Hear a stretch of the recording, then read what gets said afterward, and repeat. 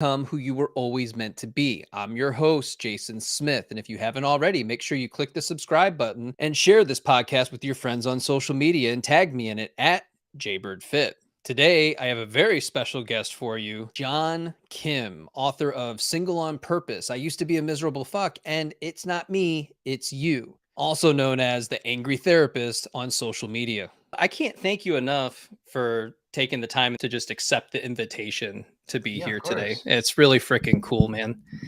You know, it's funny because a year ago I was listening to you on Ed Milet, and I had followed you way before then. But you Oh, had wow.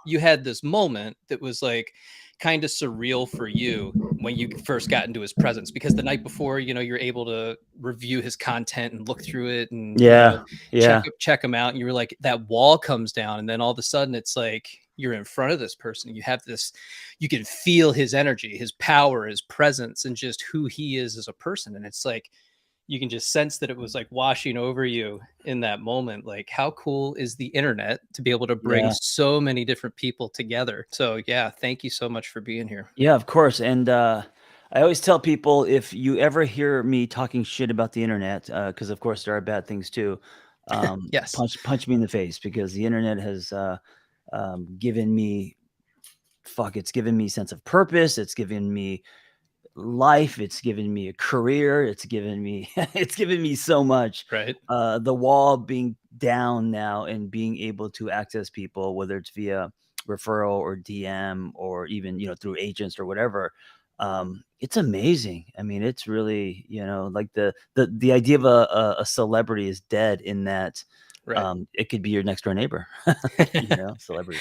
I often wonder, I'm waiting for my neighbors to catch on to what I'm doing, because they see me with the microphone and the phone and walking around. I ruck every day and I'm constantly recording. I'm sure they're like, this guy is crazy. There's something Yeah, wrong they're with like, him. this guy listens to Joe Rogan, or he's Yeah. doing porn.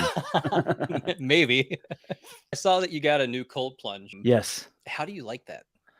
Man, I've become obsessed with it. It has all the ingredients of something that is challenging mentally, which I'm drawn to. It's a challenge physically, and then also, uh, they keep finding more and more health benefits to it. So I just And what and are I know some it's of the kind of benefits popular you've right now. experienced? Zero, nothing. To be honest. No, Just I a think, lot of procrastination, hesitation, and yeah, what if we find out at years later that the whole thing is a myth, like, and haha, gotcha. people are spending thousands on these cold plunges and torturing Yeah. themselves, and for no reason. No, the first thing is inflammation. I try to get into the gym daily, so that's my number one thing, is lowering inflammation. I'm hoping that metabolism speeds up. At 50, it supposedly helps with testosterone, which is huge naturally. And then this, I feel for sure, this I know exists, just because I feel it so much, is the about 5 to 10 minutes after, when you get out, you really feel like you did cocaine naturally. I mean, it's really hard for me to be upset, angry, depressed right after a cold plunge, because on such a high. So the dopamine is real. For sure. Yeah. Do And you do it, or have you done it? I have done it. Mine currently has a hole in it, and I'm in that place of, Oh, man, because I got one of the troughs, right, from yeah. Tractor Supply, and Yep. then it froze over the winter, and then it's been 90 degrees here, so it's whatever. But the temperature is getting to the point now where it's like I'll be able to do it regularly, Yeah. and I'm looking at pulling the trigger on the A one that's, fancy. well, A fancy yeah, one. but it's like shit. $5,000 ends up being They're crazy. $6,000. They're crazy. I live in Illinois, so if I put Yeah. it outside, there's a high potential, if I don't get the hot and cold, that it'll crack or there'll be some sort of issue with it. So Oh, right. um Yeah, they're astronomical. I yeah. luckily got kind of sponsored. They gave it to me for free, and it was Nice.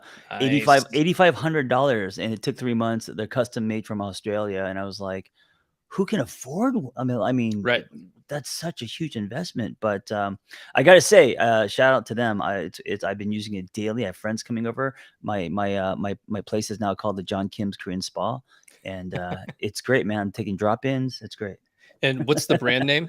I'm not affiliated, but Odin. obviously you are. So Yeah, Odin, Odin. Odin. They're like the Bentley of ice plunges. I just saw on Instagram Chris Hemmingsworth. Hmm. the big hunky action star. He has one now, and it's Nice. really kind of catching on. It seems appropriate. Odin, Thor. Yeah, I that's can, I can, that's exactly, yeah. yeah, I can It see looks that. very, yeah, I'd, it's I'd be begging him if I was Odin to right, please right. use our cold plunge and talk about it often. Hey, I love, by the way, it's very like me that you just hit record and we jump right in. Because I Yeah. was thinking to myself, wait, we're still doing small talk, or are we in it? And I No, realized, we're oh in shit, it. yeah, we're in Yeah. it. So thank you for displaying. I see my books up on your shelf. 100%. That's very Yeah. sweet. So this is something that I've taken to doing to try to help people out. I'm in this place of what I've realized for me on social media is collaboration is key. And Yeah. so all of 2020, this didn't exist a year ago. Really, it's been the past 6 months that I've been able to gain momentum. And in the process, I keep asking people and they keep saying yes. Mm, Occasionally people say no, and that's fine. I get yeah. it. In my mind, I'm just like, well, 6 months from now, we'll be having a conversation. It'll happen. That's why I was talking about Ed Milet to begin with, because this is one of those full circle moments for me where it's like, how cool is it that 6 months ago, this really wasn't a thing. And now all of a sudden, like that momentum got built. I met MC. We've Mm-hmm. built a small friendship Mm. and I enjoy our conversations, which brings me up to tiny little joys. What's a tiny little joy that you've experienced recently? Um, I mean, speaking of plunges, that's become definitely a tiny little joy in my life. My daughter, she's almost 4, wakes me up in the morning. She's the human alarm clock, so she comes banging through my door and will jump on me or do something. And in that moment, and of course, no one likes to get woken up, but something about her jumping on me first thing in the morning is definitely a tiny little joy. Makes me happy. And it's one of those things I keep telling people, you have to try to find these things in the smallest possible moments in your life. I'm Yeah. glad that you mentioned you can hear the door open and Hmm. then you can feel the presence of the little one in the room. And then all of a Hmm. sudden they're hopping on the bed and you're like, all right, I'm up, I'm here, and it's just Yeah. like that moment. If you can hang on to that moment, it's ever so brief. They don't last very long. It's hard to have that moment last any longer than a few seconds, maybe a Yes. couple minutes if you're lucky, to appreciate that in the moment, to slow things down and to allow Hmm. yourself to experience that as a gift. What's one for you most recently? Oh man, because this is my life. It's just the people that I'm able to connect with. I had a Mm, wonderful podcast episode yesterday with Rick William, and mhm. he's just a really good dude, kind, compassionate, and these conversations they fill me up. Yeah. I don't know if MC shared a portion of my story with you, but I was a police officer for 8 years, Mm, mhm. crime scene SWAT team, and had all these different experiences through that. And Wow. the reason I'm here is the amount of death that I saw on a regular basis, whether it was inflicted by someone else or self-inflicted. Wow. And you begin down this path of personal development, or at least I did, because I needed more information. I didn't understand what was happening. I'm looking at this stuff going, why does this keep happening? Is it something that's preventable? Is there something that my role as a police officer, is there something that I can do through this process to begin to try to understand and then try to mitigate or prevent? So you go down this path of finding all these different books, and it led me to attachment. Mm, And I started diving into attachment because a lot of this stuff is going to be relationship related, how we relate to other people, how mhm. people receive us, and more importantly, just the view that we have of our world and our environment, and Yep. then how that feels to our nervous system. It sounds like all these little pieces, but it's like when you bring them all together, it's like, well, now there's this little package that we can start to develop and work on and bring attention to begin to help people. And it's like you say, it's that relationship with yourself. How What, how do I improve that? how did seeing so much death in your life, affect you? I mean, what was there, I mean, to me, that sounds traumatic, but, Yeah. did it also lower your quality grade of life? Was there a sense of hopelessness? Did work become scary and dreadful? Brother, I don't talk about this very often. Oh, perfect. Perfect question then. Yeah. Well, so I've You don't st have to, by the way, it's your no, no, podcast. no, no, absolutely. But it's one of those things, it's just I don't think enough people, you're the type of person that I would have this conversation with. Mm, A lot of people try to enter into this conversation, but they don't have the background, the experience, the yeah, knowledge. They yeah, don't they yeah, don't know what it's like to walk into a room where yeah. somebody has left the planet permanently, and then the lack of energy in that room and what it feels like and the Mm, mhm. experience and the setup and the amount of time and effort that was put into trying to figure out a particular method or route that they were going to take to facilitate this.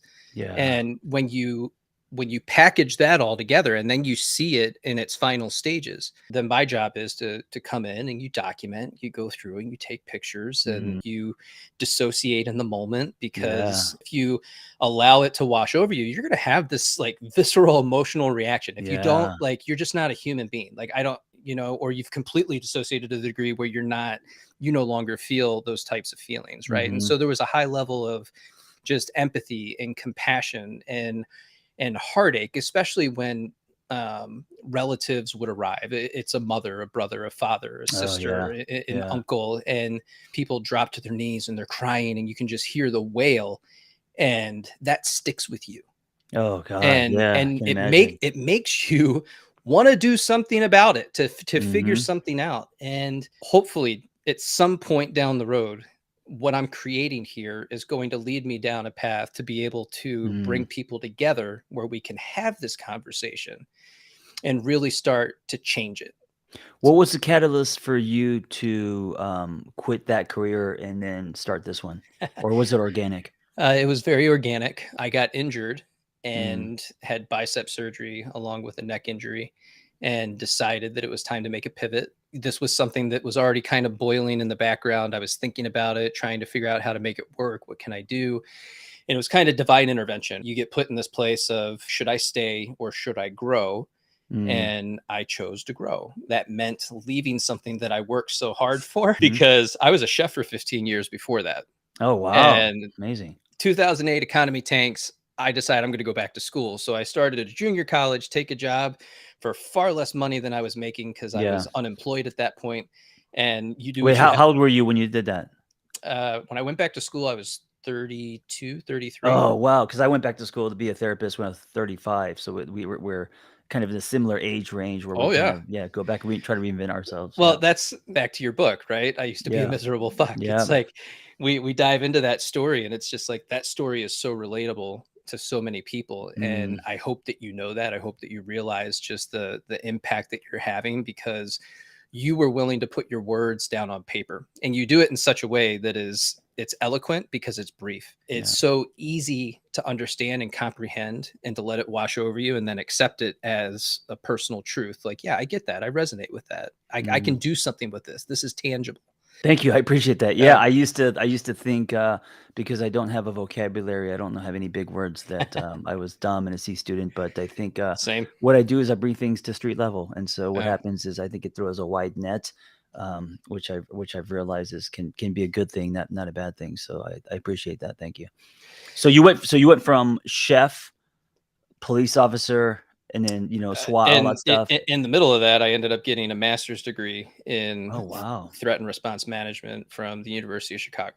So, Man, busy. So going to school and doing that. correct. And then, hurt your injury, and then getting into, is it podcasting your first, or is it social media, or is it everything? You Just know, I started on TikTok. oh, okay, nice. Oddly enough, I was a year late to the game. Everybody else started in 2020, and I started in late 2021. And it was a lot of me in my recliner for 3 months because of my Mm, bicep surgery. So I was mhm, in this ice pack for several months and just talking about mostly relationship related. And like I said, I'd already fallen into attachment. And I think that's really the root, if we can get into that. And what is self love to you? Because I have a self love challenge and I have my own definition, but yeah. I like the little twist that you put on that. So what's your definition on that? Yeah, I've never been a fan of the term self-love because I felt that it was kind of a bumper sticker, and I think that love is a choice. I also think that, we love people that we don't like, family members and stuff, and so, after my divorce, instead of self-love, I asked myself, what would it look like myself? Because I think like has to be earned. Because I could say all day, I love myself, and it could be a mantra, an affirmation, but it's very slippery. And so I said, okay, if I was to like myself, who do I need to become? What are the actions? And so I was like, okay, I need to earn that. And starting at just kind of ground zero, no friends, no money, nothing, with just a blog, I spent every day doing things to earn my like. And so that was my journey. And so getting to a place where, um, I like myself generally. Some days I don't. To me, that's more powerful than this idea of loving myself, if that makes sense. No, it absolutely does. I think it's Yeah. important for people to recognize, right, that yeah, some days it is going to be hard to like yourself. Like Yeah. we get to this place where we think that like healing has to happen, and once I'm healed, and it's like, Yeah. well, no, No, it's not an island. yeah, you're always in a state of becoming, and Yeah. there's a flow to that, and Yes. there are going to be those ups and Yes. downs. How did being a screenwriter prepare you for where you're at right now with everything that you do? I was asking, and I always ask an opening question when I run groups and stuff. And yesterday in office hours, the question I asked was, "What was the best thing that never happened to you?" Right? What was the thing that if had happened, you wouldn't be where you're at? Jason's writing this question now because he's going to steal that shit. Jason, you go Hell ahead. yeah! And so the question, and so my answer to that is um, never making it as a screenwriter. If I had made it as a screenwriter in my late 20s, 30s, if I had sold, a few $1 million scripts or whatever and entered that quad in Hollywood, Tinseltown, I think I would be the douchebag at the Ferrari. I think I would be, this is dating myself, an true Hollywood story. I think I would be Right. predictable. I know that because I'm impulsive. I'm kind of addictive. I have addiction in my family. But because I quote unquote failed, it forced me to uh, go back to school, get my master's, study psychology, and then start living a life where I could, instead of exchanging truth for membership, I would live a life that was more inward, more honest. And now listen, I'm a gearhead. It doesn't mean there's nothing wrong with Ferraris. I would love to buy a few I vintage was just gonna Porsches and ask, did you ever motorcycles. get Yeah. one? I know you got a bike, but No, I never got a Ferrari. I'm more of a, how there was like Ferrari people and Porsche people. uh-huh. I'm more of a 911 guy, but um, I definitely would be still chasing shiny things, if you will, and living a life that's more outside in instead of inside out. So yeah, that 10, 15 years of starting with nothing, changing careers, that was prescribed for me. And then what I take away, because I really believe that all parts of our story will be used. It's a choice, but that helps me tremendously, because if not, I'm busy trying to rip out chapters. I don't really believe I failed as a screenwriter. I think that the 10 years of writing screenplays and I would do it diligently because I didn't have a life, and I was desperate. So it actually laid the tracks for me as an author, because I'm known to write very fast. And so when I was a screenwriter sitting at Starbucks writing for 10 hours a day, that like it's like the whole Bruce Lee, either the Malcolm Gladwell's 10,000 hours or Bruce Lee's 1,000 kicks. Right. Just the reps of writing and writing and writing was my at my school and my training. And so when I started getting book deals, it just, or actually before then, when I started blogging, and I've written maybe 5,000 blog posts, it just came naturally because I was just so used to that as a way of life. And so that's what I think that chapter of my life was meant to be. You're working on a new book now, aren't you? Hmm. What's that Yep. going to be about? This one's all about surviving your breakup. This is all about Yes. yeah, it's about, I wrote this book called Single on Purpose, and I realized through that and all the comments and stuff, so many people, even before being single on purpose, they were going through an expired relationship. So I was like, oh, I gotta write a book about breakups. And then my publisher was, yeah, that's a no brainer. Let's do it. So I just finished it. That's awesome. When's that due out? It takes it depends, but writing a book and going through a publisher and then it coming out on shelves takes roughly like a year. It's very similar to kind of like the movie process. You turn it in, it goes through editing. There's a lot of cooks in the kitchen. Teams coming up with the cover, which is my favorite part, right? Seeing the Right. poster and marketing and all that. It's exciting, but the whole thing takes about a year. So it should be out next year sometime. That's going to be huge. Like I said, you can dive into anybody's comment section that talks on this stuff and get all the inspiration that you need for something like that. People they're hurting and they're struggling, and they're in this place where they get into these relationships, but then they think it's the only relationship. And so that's Yeah. something that you talk Yeah. about a lot is the one. How has that shaped us in our relationships and how we interact with other people? That idea of the one. Yeah, I think it's dangerous. I think the idea that there's only one person for you to be within this world makes you narrow. It also puts a lot of pressure on that one person or the relationship. And also, what it does is if things aren't going well, instead of really working on your relationship, it kind of gives you an escape door because then you say, "Oh, you're not the one. My one is out there because we're not getting along." Instead of getting rolling up your sleeves and working on the relationship. Relationships are built, and I think that love really doesn't happen until things get hard. But how do we know when to stay or when to go? Yeah, I mean, I think that's a process. I think that's a it's different for every individual. I can't give you like a one fits all answer to that. There's so many Sure. different factors. But the general rule I say is if you've done everything you can, and you got to be honest with yourself, including therapy and really owning your piece and your patterns and all that. And you realize that now you're starting to break up with you. So now the relationship, that container slash partner, maybe the alignment is off, maybe you guys are outgrowing, whatever is happening. Now you are starting to compromise self. And so I think when that happens, maybe the relationship has expired and it was only meant to go as far as it was meant to go. What would you say to somebody who's waiting for a particular relationship to come back? Oh, I don't think I think the life is too short to when people, try to do round 2s, round 3s, or give something a second shot, most of that doesn't work out because I think 2 people has to experience secondary change. Secondary change is change that's not reversible, right? That you are now a different person. um, your cells are different. The way that you see the world is different. The way you maneuver in relationships are different.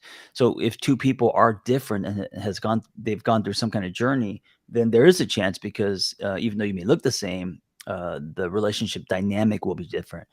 But if people just got haircuts or abs, or it's been a while and you just missed the sex or whatever it is, the same things that broke up the relationship are still there because they weren't addressed, and they're probably going to still be there. This isn't for everyone, not 100%. Right. I'm sure a lot of people have gave it a second shot, and for some reason it worked out. I don't know.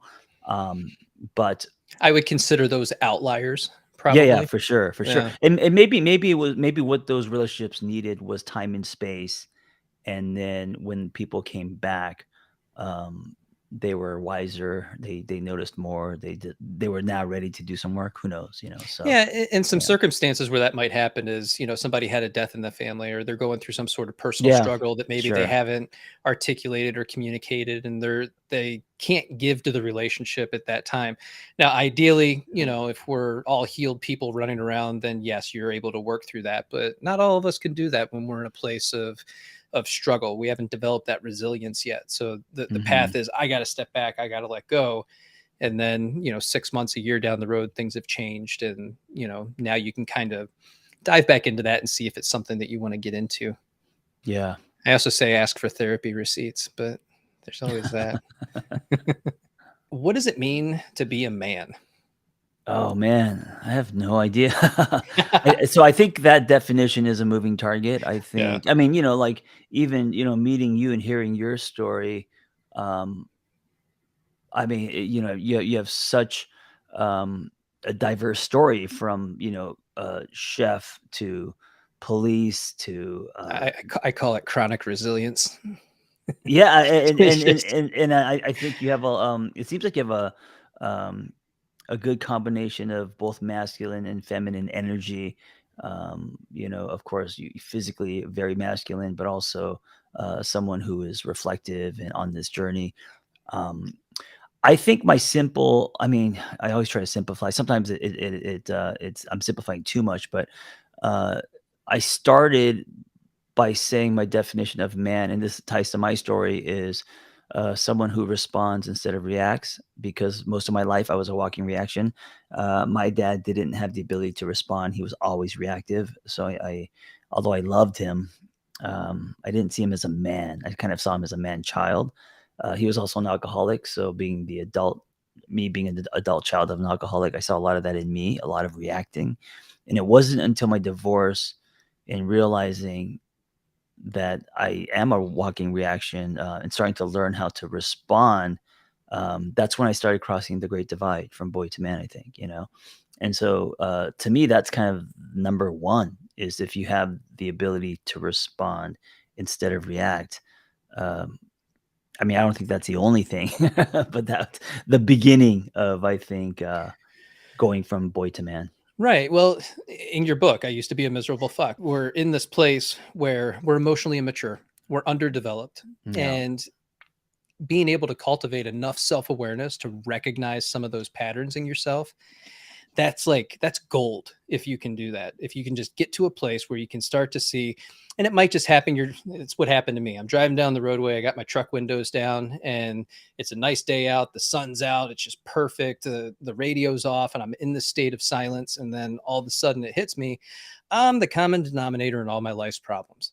I should probably do something about this. Mhm. And it wasn't something that I had really contemplated before, but it just hit me that something's got to change. There's a shift that has to happen. It was this Yeah. inner knowing that came from deep down here. And I'm like, it's time. I got to change this. And so if you can cultivate that self awareness, it's just a huge step in your personal development and self discovery journey.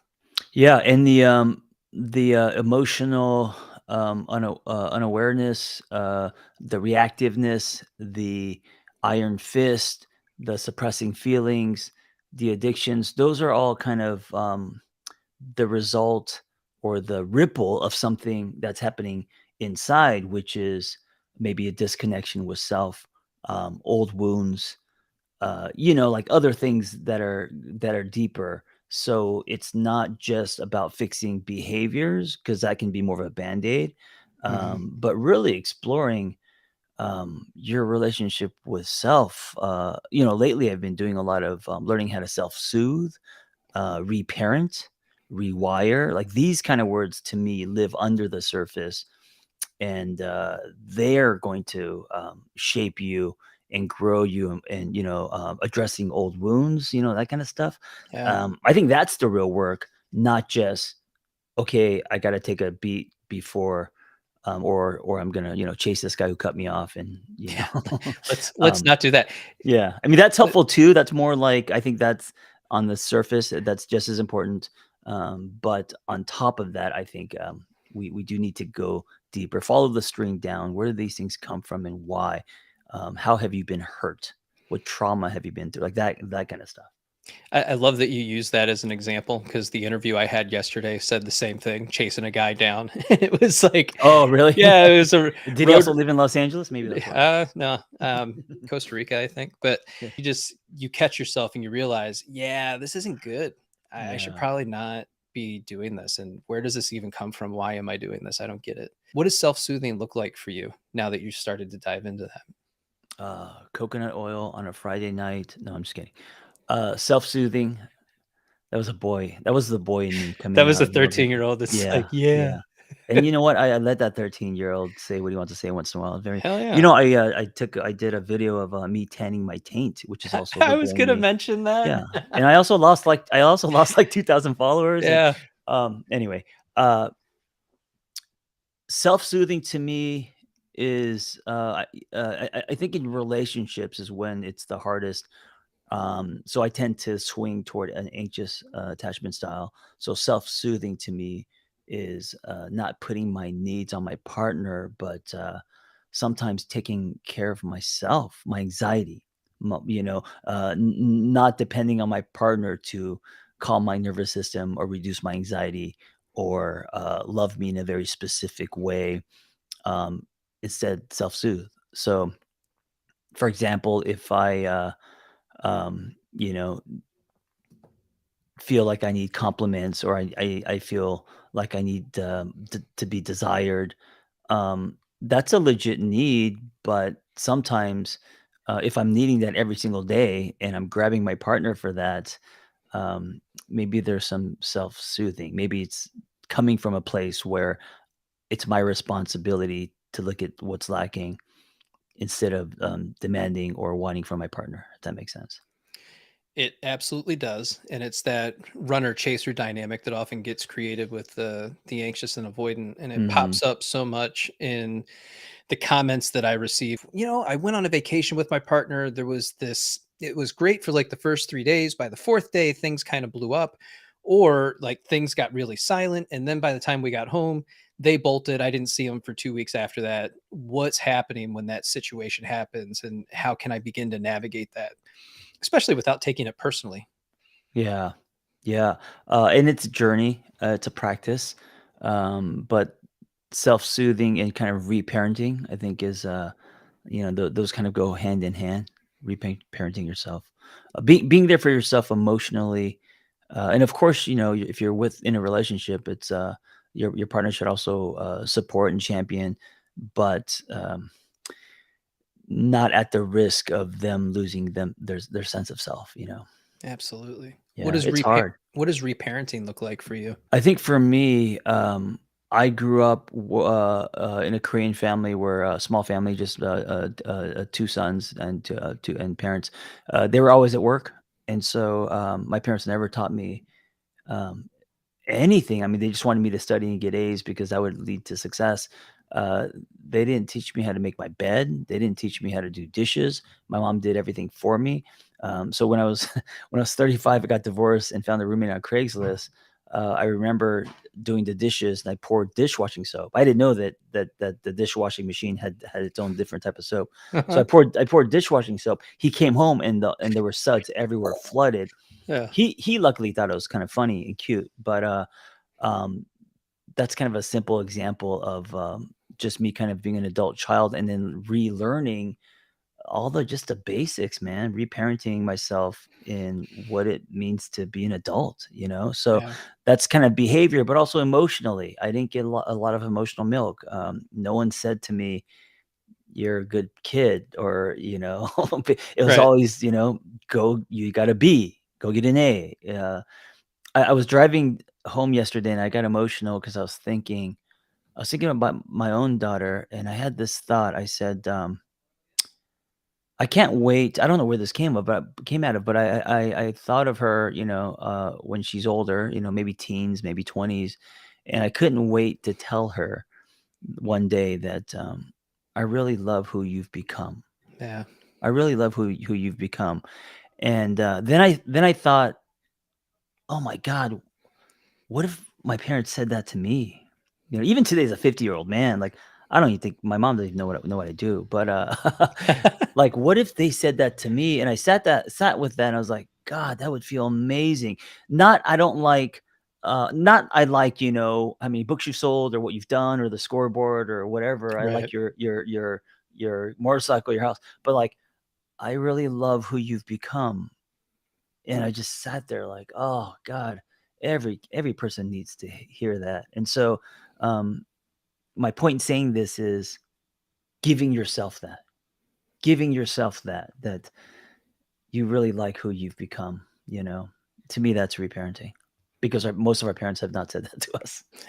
Getting that one phrase, "I'm proud of you," Yeah, of right? course, that I too, yeah. I Yeah. respect you. I Yeah. respect the person you've become. Oh, My yeah, big dad and I time. had this amazing opportunity when I got injured. I didn't have anybody to help me. My German Shepherd's not gonna, make my food for me and stuff like that. Because after surgery, I was unable to do a whole bunch of stuff one-handed, and we had Mhm. this opportunity to connect in ways that we hadn't before. Because oftentimes your parents have this version of you in their head.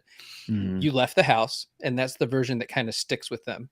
And then Mhm. there's all these little moments throughout time that get intermingled with that, but the core belief is that you're still kind of this 19-year-old that left Mhm. the house, and we've had all these small experiences, and we had all these amazing conversations, and he let it out. He's like, "I am so proud of the man you've become, and just your thought process and how you see the world." And it was just like, shoo, you know, like, Wow. Wait, what got him to the point to say that? Because a for him lot to of it say was a lot of tough conversations. You look at yeah, all the yeah. books behind me, and that's my thought process, and I'm very much entrenched in learning and growing and expanding and reparenting and trying to become this version of me. There's that gap of who I am now and who I want to become. And there's a bunch of skills that I haven't learned yet in order to become this person. But prior to that, I didn't learn the skills that I needed to be an adult, at least not to the degree that would have made me more successful at an earlier age, right? I've always had to do things the hard way. And I'm thankful because it led me here and I get to do this kind of stuff. But at the same time, it would have been great to learn this stuff a lot earlier instead of having to do it all the hard way. But that's my fault. I'm a hard head when it comes to a lot of stuff. So, I also believe that, we take in what we take in, we learn what we learn when we're meant to. I don't know if it was be earlier, if it's possible to be earlier because we were different and we weren't able right, to absorb, I wasn't meant to have a child any earlier, man. And I know right. that, I know that I'm going to be like in my 60s and she's in high school and her friends are like, Logan, your grandpa's here. And I'm going to have white hair. I'll still be rocking, a Harley and maybe, Yeah, but dude, you're in great shape. You work out every yeah, day. Like, yeah. we're not But going to age like our parents did. That's not right, happening. right. But I in my 30s, or I mean, people have had kids obviously in their 20s. Oh man, I would have been horrible. I would have been horrible. I didn't have the capacity. I didn't have the tools. I would have definitely been reactive. I wouldn't have been present. I would have been, like, most most of the fathers in Well, this world it would have absent. been a Absent. continuation of a cycle, Yes, yes, yes, and I right? think by waiting and having a child, now, I think I had her when I was in my, I think 47, definitely, have a higher chance of me breaking the, generational transmission process, it stops Yeah. here kinda thing, yeah. Well, you're giving me hope because I'm 45 and I've Oh, you're young. never been married, don't have Yeah. kids. Mhm. But I feel like what I'm doing is going to put me in the presence of the type Sure. the type of person that can meet me where I am Mm. now. And Mhm. then, like you said, you choose each and every day to be with that person and to make that work. You want kids? Oh, absolutely. Oh. I've always wanted kids. Oh, yeah. It's just I've never been the person that I needed to be Yeah. in order to have them. Yeah. And it's taken me to get to this point to really take ownership of that and accept that Yeah. about myself. So, what does vulnerability look like and mean to you? There's a lot of definitions popping around and it makes people Yeah. feel a certain way, but how would you present that? I would say showing your solid self. We all have a pseudo side and a solid side, and I pulled from my pseudo. Pseudo's um, the one that's seeks validation and approval that lives outside in. So my 20s and 30s, most of my 30s was very pseudo. And when you're in your pseudo self, your potential goes down, no stars line up, and you're just swimming in your own shit. Um, Happening to me. that kind of thing. Yeah, it could be Yeah, victim mode. It could be it just I think you're kind of existing, not living, right? Your solid self, I think, is your authentic self. And that's usually the quiet whisper that we don't listen to until we have to, right? Until something real, until, we lose our kids or go through a divorce or something happens to us. Um, but I think in our solid self is authenticity, it's vulnerability. It's really living in a way where we are showing ourselves, showing our true self. Now, it doesn't mean vomiting. It doesn't mean because there's a responsibility in being right. vulnerable, right? We're not just vomiting constantly how we feel to everyone. Like that can be narcissistic. Um, I think it's showing who we are and showing up in a way that's honest, as much as we can. Yeah. Why is it that we don't listen to that internal voice, that little thing that's popping up inside telling us what to do? So I think we do listen when we're young, because I remember at 10 years old, the solid stuff was loud and windbreaker, fat laces, 80 spinning on my head, losing myself in flow states, man. I was so happy. I was a part of a little breakdance crew and they were older, so I felt very protected and safe in the world. I Many love people this. Dude, for many people, the 80s was a nightmare. I get it. But for me, I loved uh, it. Parachute pants yeah, and yeah, parachute Back to pants the and Future, just give it to me. dude, it was great. And Yeah. so, um, I remember at that time my solid self was very loud. And then I grew up and realized that, I was the runt. I couldn't get girls. I had crooked teeth, that kind of stuff. You have to get a job, you pay taxes. So as you grow up, you start then pulling from your pseudo instead of your solid to fit in, to be liked, to all the stuff. And then by the time you're in your 20s and 30s, you've really disconnected. And this is why that voice that was so loud is now a whisper, because you have not practiced listening to it, right? And then we go through a rebirth, and then something like a divorce or something, career change, something happens, um, and then we're like, "Fuck it, it's I'm time is running out, life is short. I'm gonna start listening to my solid self." And when you do that, you also get pushback. People aren't used to Yeah. this voice, so you lose some friends, all of that. But I think then your potential goes up, and then I think when you are in your solid self, the biggest dent, before you go on this planet, because your uniqueness lives in your solid self, not your pseudo, right? Pseudo is just bland, vanilla. What that brings up for me is very much the same way, because you're in that place of curiosity when you're young, before Yeah, life really starts happening to you. yeah, And then you're in this joyful state. It's just natural joy. You're happy yeah, you don't know anything different. You're just yeah. happy to be playing in the ditch with your cars, with your Matchbox cars, right? Right, Just right. hanging out, doing whatever. And then life kind of happens. People start telling you who they think you are to them. And then you make this conscious choice to believe that, Yeah. and you get this overarching theme of I'm not enough, or I'm Mhm. too much, so I have to play small, I have to be small, I can't be myself, I can't show up authentically, because it apparently causes other people pain if I show up authentically. Yeah, That's a hard yeah. place to be, man. It's interesting, it's sad, Yeah. but there is a happy ending in that. Carl Jung talks about the afternoon of life, and I think I'm definitely entering it, or I'm in it now. There is something organic and natural as you get older, where you just get so tired of walking with a mask that it kind of it's loose. It kind of falls off on its own. Right. Unless you're so caught up, or I mean, I don't know. I feel for, like, movie stars or people who are have so much money that they've never been said no to. I think if you live a life like that, it's harder to be. It's like you're almost in created your own prison in a way. How has social media impacted your life? Man, it's given me one. It's given me a life, just because it's given me a megaphone, to practice being in my solid self, and then so it's given me, book deals and a community and a practice and opportunities to be of service. Um, it's given me all that. So yeah, it's given me a life. I didn't have a life before social media, which is kind of sad. I don't mean it that way. But it as a tool, social Yeah. media has given me a voice. It's given me um, something to stand on.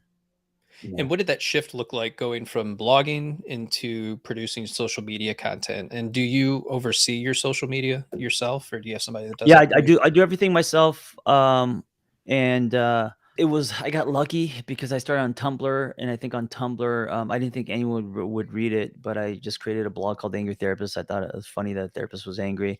I started documenting, and, I think I got, like, 60,000 followers or something, and then so when social media was invented, I think it was Facebook first and then Instagram, I was able to take, that audience and start kind of pouring them into social.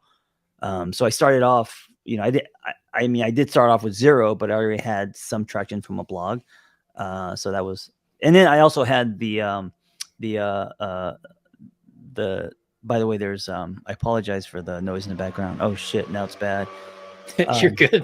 my gardeners are here. This is why I said 45 minutes. I knew it was going to be Right? No, 50. I hear you just Yeah. fine, man. You're good. But, yeah, they got blowers out. It looks like Ghostbusters outside my window. Hey, all these 80s references, and people are listening like, what the fuck are these guys talking about? If you watch my social media, I use all 80s music. I've Oh, got I've okay, got yeah, an yeah, 84 Camaro in yeah. the garage. Like, this is what we do. It's cool. Our solids tapping into or connecting to the part of us Yes. that, yeah. Yeah. Um, yes. So Tumblr, around 60,000 readers, and then a percentage of them flowing into Facebook and then Instagram. So I had a little bit of a runway, which was nice. What do you want your legacy to be from all of this? Oh, Your man. 85-year-old self looking back on all of this, what do you hope to accomplish in that time? Um, you know what I love the most actually isn't social media, is podcasting, is what you're doing right Yeah. now. I love the idea of having these audio time capsules and leaving that behind. And, I'm like, I think 7 or 800 episodes in Yeah, because you've honed they're your craft. You're good at it. well, they're little micro. The Yeah. podcast is literally 10 minutes, but it's 3 times a week. And, I wanna leave here, and I want people to think, whether you like me or not, he lived an honest life. That, like, to me, that's the highest compliment, is that I lived an honest life. And honest includes messy, it includes contradictions, it includes being wrong, all over the place. But you know what, man? He was honest with himself. Oh, look at his band-aid. How do you know your dad's not without I have a My Little Pony band-aid, I just realized, on my forearm. Uh, I just wanna live an honest life. Yeah. I think that's what can anyone say about that, you know? I said, and it includes showing your perineum on social media. Yes, yes. Sometimes that, sometimes My Little Pony Band-Aids, Yeah. yeah, It's whatever. being authentic to who Yeah, you really are yeah, and what you resonate with. And yeah, and it you know, changes, but always be honest. yeah, there's gonna be people that agree with you, disagree with you, and Oh, yeah. Oh, that's yeah. life, man. Yeah. I appreciate your authenticity and everything that you bring to us through your podcast, through your books, and I'm glad that you share your experiences with all of us so that we Oh, can thank learn you. and grow from that.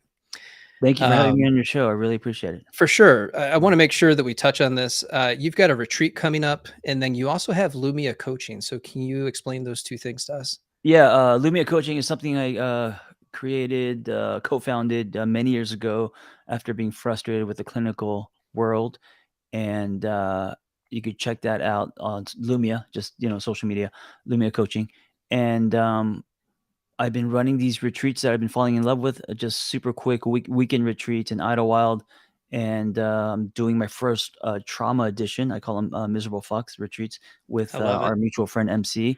Yeah. And yeah, it's just a weekend in the wild with ice plunges and guided walks and processing and a chef and breath work, and it's a reset, a quick reset. I love that. It Yeah. sounds like a freaking amazing time. So if you guys have the time and the opportunity, it is October 6th through the 8th, Yeah, I and the think. next one's October 6th through the 8th, and, hey, maybe you can join us one time. I would love to. That'd be Yeah, amazing awesome. for sure. Well, John, thank you so much for your time, man. I